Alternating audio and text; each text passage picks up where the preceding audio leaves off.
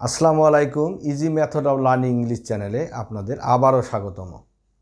আজকে আমার টেন্সের পার্ট 11 অর্থাৎ পর্ব হলো 11। আমি পর্ব 9 এবং 10 এবং আজকের 11 সহ সবগুলা সেন্টেন্সে দেখবেন যে শেষের শব্দটা কিন্তু ভার্ব। আমি আগেও বলছি এবং এর আগের যে 8টা ভিডিও আমি করেছি সেটা কিন্তু নন ভার্বযুক্ত সেন্টেন্স ছিল। আজকে পার্ট 11-এ আমি ফিউচার ইনডেফিনিট টেন্স কিংবা সিম্পল ফিউচার টেন্স নিয়ে আলোচনা করব। অর্থাৎ এই টেন্সের দুইটা নামেই বলা যায়, ফিউচার ইনডেফিনিট টেন্সও বলা হয়, আবার সিম্পল ফিউচার টেন্সও বলা হয়। এখন ফিউচার ইনডেফিনিট টেন্সটা কি?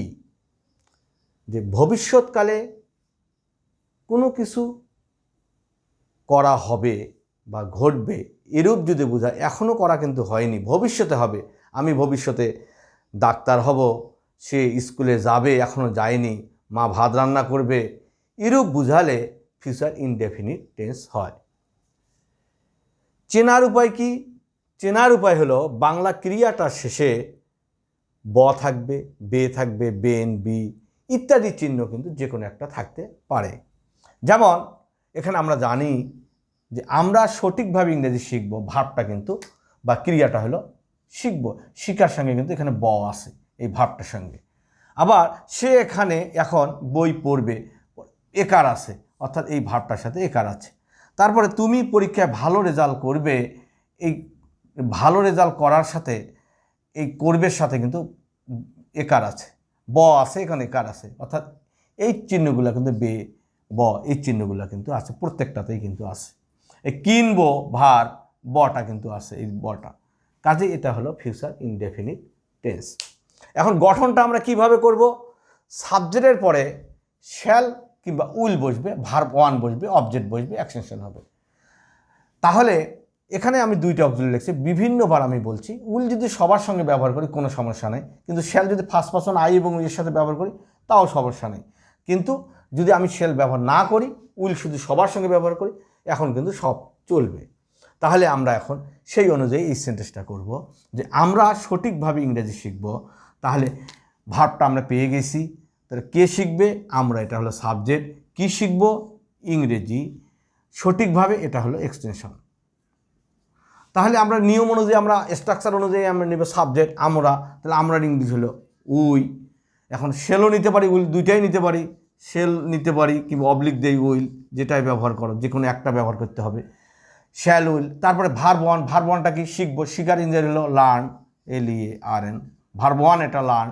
কি শিখবো? ইংলিশ, অবজেক্টটা নিলাম ইংলিশ, ENGLI, ইংলিশ।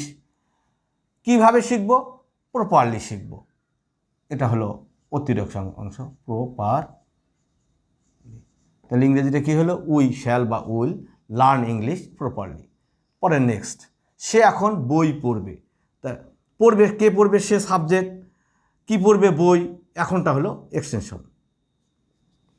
তাহলে সে পড়বে হি, এখানে আমরা শ্যাল ব্যবহার করা যাবে না, থার্ড পারসন সিঙ্গুলার, কাজে উইল। হি উইল, পড়ার ইংরেজি হলো, ভার্বটা হলো রিড, ভার্ব ওয়ান। কি পড়বে? বই, বুকস, এক্সটেনশনটা হলো নাও, মানে এখন। হি উইল রিড বুকস নাও, সে এখন বই পড়বে। তুমি পরীক্ষায় ভালো রেজাল্ট করবে, তাহলে ভালো রেজাল্ট করবে, কে করবে? তুমি, সাবজেক্টটা তুমি, তাহলে সাবজেক্ট ইউ, অক্সিলারি ভার্ব একটা স্ট্রাকচার অনুযায়ী উইল আছে, উইল। ভালো রেজাল্ট করবে, করার ইংরেজি এখানে মেক। কেমন রেজাল্ট করবে? A make a good result, a good result পরীক্ষায়, in the exam, in the exam. তাহলে কি হলো? পরীক্ষায়, তুমি পরীক্ষায় ভালো রেজাল্ট করবে, you will make a good result in the exam. Next, Mim একটি ছবি আঁকবে, তাহলে ভার্ব হলো আঁকবে, মিম হলো সাবজেক্ট, কি আঁকবে? একটা ছবি, তাহলে আমরা নিয়ম অনুযায়ী করে মিম কি নেব, উইল, থার্ড পারসন সিঙ্গুলার মিম, উইল, আকার ইংরেজি হলো ড্র, ভার্ব ওয়ান, কি ছবি আঁকবে, একটি ছবি, আ পিকচার, TURE, তাহলে কি হলো, মিম একটি ছবি আঁকবে, মিম উইল ড্র আ পিকচার। পরেরটা, আমি একটি গল্পের বই কিনবো, তো কিনবোটা ভার্ব, কে কিনবে, আমি সাবজেক্ট, তাহলে কি কিনবো, একটি গল্পের বই, এটা পুরাটা মিলে একটা অবজেক্ট। তাহলে নিয়ম অনুযায়ী আমরা লিখবো আইয়ের সাথে শ্যালও লিখতে পারি, উইলও লিখতে পারি। উইল, কেনার ইংরেজি কিন্তু ভার্ব ওয়ান হলো বাই, কি কিনবো, একটি বই, আ স্টোরি বুক, একটি গল্পের বই। তাহলে আমি একটি গল্পের বই কিনবো, আই শ্যাল বা will buy a story book. পরে নেক্সট, সে ফুটবল খেলবে, আমি এখন অ্যাফার্মেটিভ, নেগেটিভ, ইন্টারোগেটিভ এবং নেগেটিভ প্লাস ইন্টারোগেটিভ করে এই সেন্টেন্সটা দেখাতে চাই। সে ফুটবল খেলবে, তাহলে খেলবেটা ভার্ব, কে খেলবে, সে সাবজেক্ট, কি খেলবে, ফুটবল অবজেক্ট। তা নিয়ম অনুযায়ী অ্যাফার্মেটিভে হি, নিয়ম অনুযায়ী একটা অ্যাফার্মেটিভে কী হয়, উইল, তো আমরা এখানে নিব উইল। খেলার ইংরেজি ভার্ব ওয়ান প্লে, ভার্বটা নিলাম, অবজেক্টটা ফুটবল, ফুটবল, তাহলে হি উইল প্লে ফুটবল, সে খেলবে বল, সেন্টেন্সটা কিন্তু অ্যাফার্মেটিভ।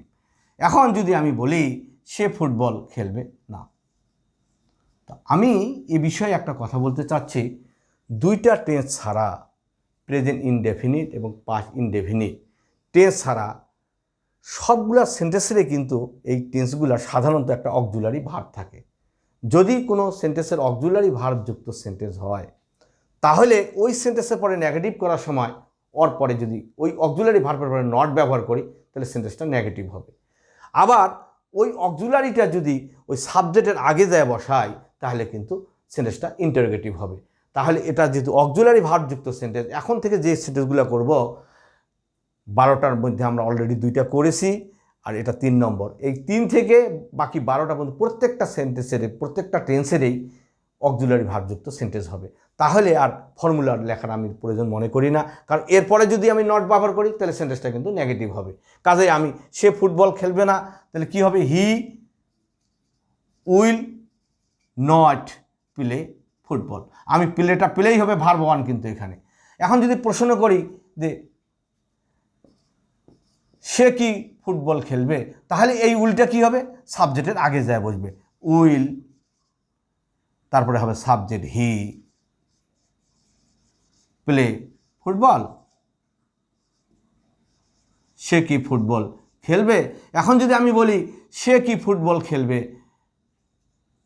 না, তাহলে নেগেটিভ প্লাস ইন্টারোগেটিভ হলে, আমরা আগেই বলছি না, আমি এর আগের যে মানে বুঝাইছি যে যদি উইলের পরে কন্ট্যাক্ট ফর্মে আমি উইল নটটা লিখি, তো অন্ট হয়, বা শ্যাল নটটা শ্যান্ড হয়। সেখানে আমরা যদি উইল নটটা ব্যবহার করি, অন্ট কন্ট্যাক্ট ফর্মে WNT, এর আগে আমি দেখাইছি, আগের ভিডিওগুলো দেখে নিলেই তোমরা পারবা এটা। তাহলে ওয়ান্ট হি প্লে ফুটবল, সে কি ফুটবল খেলবে না। তাহলে আমি আরেকবার একটু বুঝাইতে চাচ্ছি যে সে ফুটবল খেলবে, হি উইল প্লে ফুটবল, সে ফুটবল খেলবে না, he will not play football, সে কি ফুটবল খেলবে, উইল হি প্লে ফুটবল, সে কি ফুটবল খেলবে না, ওয়ান্ট হি প্লে ফুটবল। আমি এটা বোঝানোর উদ্দেশ্য হলো যে অল্প বিষয় বুঝালেই কিন্তু সম্পূর্ণ বিষয়টা কিন্তু বোঝা যায়। এজন্য আমি নেগেটিভ ইন্টারোগেটিভ করে একবারে বুঝাইতেছি। কাজেই এখন আমি এই টেন্সটা একটা কন্ডিশনালে কিভাবে ব্যবহার হয় সে বিষয়ে সামান্য করে একটু বুঝাইতে চাই। আমি এখন এখানে একটা ফর্মুলা আমি লিখছি, স্ট্রাকচার, যে কি, প্রথম কথাটা লিখছি ইফ প্লাস প্রেজেন্ট টেন্স, অর্থাৎ প্রেজেন্ট ইনডেফিনিট হোক, প্রেজেন্ট টেন্স হোক, তারপরের সেন্টেন্সটা কিন্তু হবে ফিউচার ইনডেফিনিট টেন্স। যেহেতু আমি এটা ফিউচার ইনডেফিনিট টেন্স আলোচনা করছি, কাজেই এইটার ব্যবহারটা একটু এখানে আমি দেখাতে চাই।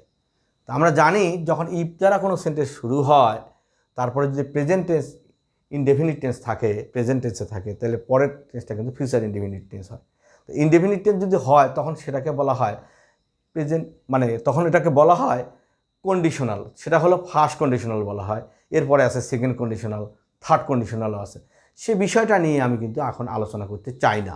যখন যেটার বিষয় আসবে তখন সেই বিষয় নিয়ে আমি আলোচনা করব। তো এখন কন্ডিশনালটা কি সেটা একটু শুধু সামান্য বলতে চাই, যে কন্ডিশনাল হলে এরকম যে ইফ দ্বারা সেন্টেন্সটা যেটা শুরু হবে, সে সেন্টেন্সটা যদি শুরু হয় সে সেন্টেন্সটা হবে প্রেজেন্ট ইনডেফিনিট টেন্স, আর পরের সেন্টেন্সটা হবে কিন্তু ফিউচার ইনডেফিনিট টেন্স। এবং পরের সেন্টেন্সটা আমি এখানে করলেই বোঝা যাবে যে কি হচ্ছে। দেখো, সে যদি আমাকে সে যদি আমাকে ডাকে, এই ডাকে কথাটা কিন্তু প্রেজেন্ট ইনডেফিনিট টেন্স হবে, এটা একটা সেন্টেন্স। আর তাহলে হলো আমি সেখানে যাব, এটা একটা কিন্তু সেন্টেন্স। তো এই সেন্টেন্সটা হবে প্রেজেন্ট ইনডেফিনিট টেন্সের নিয়মে, আর এই সেন্টেন্সটা হবে ফিউচার ইনডেফিনিট টেন্স নেবে। তো ইতিমধ্যে আমি 9 নম্বর পার্ট 9-এ আমি কিন্তু প্রেজেন্ট ইনডেফিনিট টেন্স নিয়ে আলোচনা করেছি। সেখানে আমি বলছি যে সে নিয়মটা কিন্তু ফর্মুলাটা সেখানে বোঝানো হয়েছে। তা কাজেই এটা আমরা অবশ্যই পারবো। সে ডাকে, যে যদি ডাকে, তা যদি ইংরেজি হলো ইফ। এখন কে ডাকে? সে। তাহলে সাবজেক্টটাকে কে ডাকে? সে। সাবজেক্ট এটা আমরা পাইলাম, ডাকেটা হলো ভার্ব, আর আমাকে হলো অবজেক্ট। তো এই সেন্টেন্সটা আমরা করতে পারবো। তাহলে ইফ হি, তো ডাকার নিজেদের কল।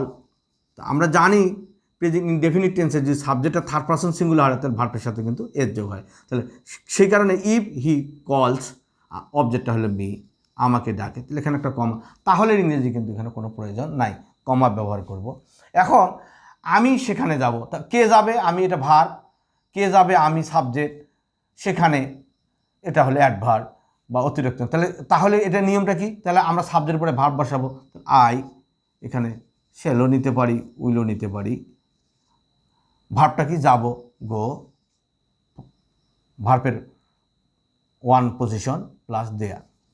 তাহলে ইংরেজিতে কি হলো যে ইফ হি কলস মি, সে যদি ডাকে আমাকে, আই শ্যাল বা আই উইল গো দেয়ার, আমি সেখানে যাব।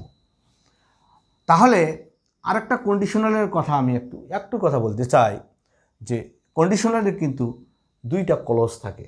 এখন যদি বলেন যে ক্লোজটা কি, ক্লোজটা হলো একটা সাবজেক্ট আর একটা ফাইনাইট ভার্ব যদি থাকে সেটাকে ক্লোজ বলা হয়। তো ক্লোজ এখানে দুইটা, কিন্তু একটা প্রিন্সিপাল ক্লোজ, একটা সাবঅর্ডিনেট। প্রিন্সিপাল ক্লোজটা কি? যে প্রিন্সিপাল ক্লোজটা সবসময় নিজের অর্থ নিজে প্রকাশ করতে পারে। এখানে আই শ্যাল গো দেয়ার, আমি সেখানে যাব, এটা অর্থ কিন্তু প্রকাশ পেয়ে গেছে, এর প্রয়োজন নাই। কিন্তু যদি এটা বলি ইফ হি কলস মি, সে যদি আমাকে ডাকে, এটা দ্বারা কিন্তু এই ক্লোজটা অর্থ প্রকাশ করতে পারে নাই। কাজেই এটাকে বলবো আমরা সাবঅর্ডিনেট ক্লোজ, এটাকে বলবো আমরা প্রিন্সিপাল ক্লোজ। তা এই ক্ষেত্রে কন্ডিশনালের ক্ষেত্রে সবসময় প্রিন্সিপাল ক্লোজটা হয় ফিউচার ইনডেফিনিট টেন্স, আর সাবঅর্ডিনেট ক্লোজটা হবে ফার্স্ট কন্ডিশনালের ক্ষেত্রে, সাবঅর্ডিনেট ক্লোজটা হবে প্রেজেন্ট ইনডেফিনিট টেন্সের নিয়মে। যাই হোক, আমি কিন্তু ক্লোজ নিয়ে আমি যখন ট্রান্সফরমেশন সেন্টেন্সের ভিডিও তৈরি করব তখন কিন্তু, এবং ভার্ব নিয়ে যখন আমি একটা ভিডিও তৈরি করব তখন বিস্তারিত এই ক্লোজ নিয়ে আলোচনা করব। এখন আমি ছোট করে শুধু একটু আলোচনা করলাম। পরেরটা দেখি, যে তুমি যদি কঠোর পরিশ্রম করো, তাহলে এটা হলো সাবঅর্ডিনেট ক্লোজ। তাহলে এটা হবে আমাদের প্রেজেন্ট ইনডেফিনিট টেন্সের নিয়মে। আর এই যে তাহলে তুমি ভালো রেজাল্ট করবা, এইটা হবে ফিউচার ইনডেফিনিট টেন্সের নিয়ম, প্রিন্সিপাল ক্লোজ এটা। তাহলে আমরা যেটা কী করব, তা পরিশ্রম করো যদি, তাহলে যদির ইংরেজি কিন্তু ইফ। সাবজেক্টটাকে কে পরিশ্রম করে? তুমি, ইউ। ভার্বটাকে পরিশ্রম করার ইংরেজি হলো ওয়ার্ক, ওয়ার্ক হার্ড, কঠোর পরিশ্রম যদি তুমি করো পড়বে, তাহলে কি হবে? ইউ উইল, তুমি ভালো রেজাল্ট করবে। তাহলে ভালো রেজাল্ট করবে, সাবজেক্ট কে রেজাল্ট করবে? তুমি, এটা হলো ভার্ব, ভালো রেজাল্ট করবে। তাহলে ইউ,